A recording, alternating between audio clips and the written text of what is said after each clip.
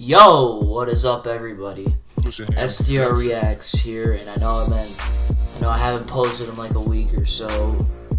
Apologize for that. Just been busy with a lot of shit going on, And actually, I am leaving tomorrow to go to Purdue on a little tennis tournament thing, and the next week I'm going to Michigan State for another tennis tournament.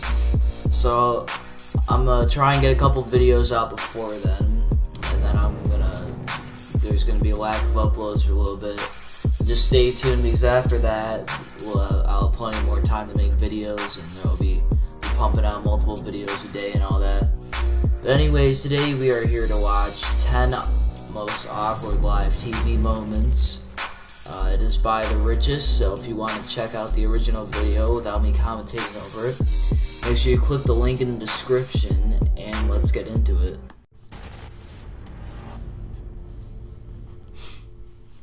These folks probably could have used a 7-second delay to help cover their faux pas. Oh God, Steve Harvey. TV audience. Man. Kanye and T-Swift.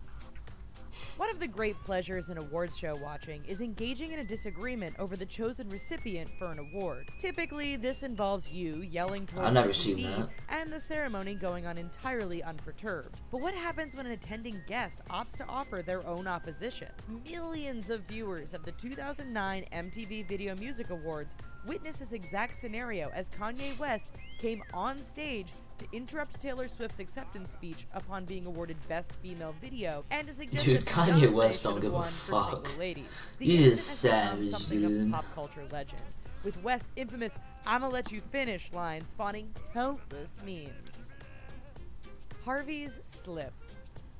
A successful game show host, talk show host, and stand-up comic, Steve Harvey seemed like an Yep, easy, I remember this. non-controversial This, choice as the host set of the the internet 2015 off. Miss Universe pageant. But in the show's ultimate moment of truth, as Miss Universe was set to be crowned, Harvey erroneously announced runner-up Miss Colombia as the event winner rather than Miss Philippines, the rightful winner. A few minutes later, amidst pomp, circumstance, and even an official crowning of Miss Colombia, Harvey had to cop to his mistake and announce the real Miss Universe. Apparently, pageant organizers somehow weren't too upset at this flub, as he has agreed to I a would've been multi-year pissed. contract to continue on as host.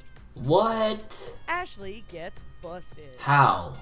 It's You said did- that the use of a backup vocal track is a common practice for pop artists, particularly while performing televised sample gigs to promote a new album. Still, the Saturday Night Live audience in attendance for an October show in 2004 wasn't looking for an insider perspective on the live music process when Ashley Simpson's backup track malfunctioned and revealed her lip-syncing ways. When her hit song "Pieces of Me" began playing prematurely Never heard of a and left Simpson and lip-syncing her track backup band malfunction. exposed, she had little to do but perform an awkward jig while still in the spotlight. The mistake was a costly one, as fans were angered and Simpson was bumped from her lofty perch of stardom soon after.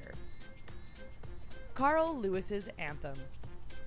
The national anthem is a consistent staple of the pregame portion of live sporting events, something that you aren't even likely to really notice unless things go badly. Roseanne's disrespectful take on the Star-Spangled Banner in 1990 at the Jack Murphy Stadium springs immediately to mind. But still, it's hard to top the debacle that was Olympic hero Carl Lewis trying his hand at the anthem during the 1993 NBA Finals series between the Chicago Bulls and the Phoenix Oh Suns. boy. Lewis, attempting to launch a music career, did not merely possess a fingernails on a chalkboard voice, but even acknowledged his failings by shouting, "Uh-oh," and "I'll make up for that" during the lackluster performance. And at least play it off if Hollywood you sound boy. like shit. It made for gripping television when in Fort Collins, Colorado in 2009, the Heen family reported to authorities and media outlets that they had launched a UFO-shaped gas balloon with their 6-year-old son Falcon having mistakenly snuck inside. What the Too fuck? bad it was all a sham. In reality, the balloon boy was never trapped in the floating vessel at all. That's good, Instead, at least. hiding in the attic all along. In a live interview with Wolf Blitzer on Larry King Live amid suspicions over the legitimacy of the story, the family's hoax came completely undone when Falcon spoke up by saying, "We did this for the show." Falcon's admission was a costly one for his parents, who both faced felony charges.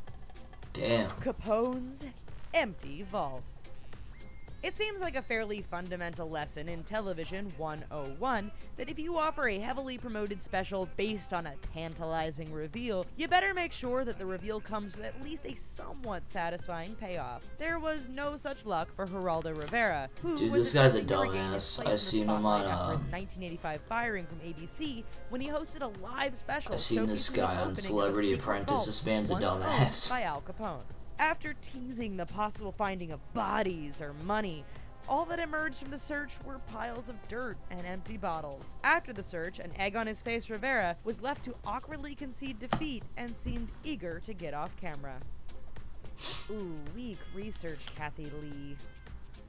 Having funny man Martin Short appear on The Today Show to promote his voice work in Madagascar 3 seemed like a perfectly harmless, safe, and entertaining sit-down opportunity. It would have helped, however, if co-host Kathy Lee Gifford had done even a basic level of research. After chatting about Short's son graduating college, Gifford moved on to asking about the comedian's wife, unaware that she had died of ovarian cancer 2 years prior. To his credit, my Short took the painful God. questioning in stride, waiting until the commercial break Holy to correct her shit. glaring error. It was only when Gifford apologized after the break that the mistake was made known. F it, I quit.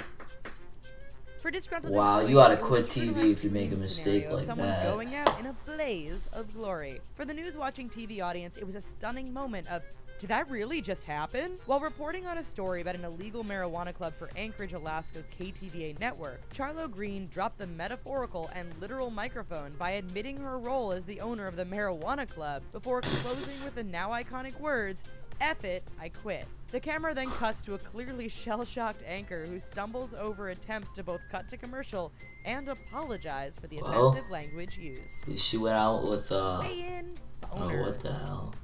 The bantamweight fight between Will Campuzano and Sergio Pettis was well down the line of the UFC 167, but their head-to-head still managed to be the talk of the televised pre-fight weigh-in. With both fighters stripped down to their underwear in order to give a fairly accurate weight, Campuzano was shown to be a little overly excited What for the the upcoming showdown, revealing a noticeable erection poorly hidden by his white boxer briefs. No matter Quit what boxing Campuzano right does now. for the remainder of his UFC career, the poor guy will Just now stop. forever be known for his boner at What the UFC fuck? 167. What was he hard over? The freaking... Poor Susie. Was he hard over his The opponent job or of a something? What sideline the reporter fuck? is often a difficult, underappreciated one, as they are typically asked to corral insightful information out of uninterested sports figures who are instead focused on a game at hand. For ESPN's Susie Kolber, however, the problem was an entirely different one during a 2003 broadcast of a New York Jets football game. Interviewing legendary Jets quarterback Joe Namath,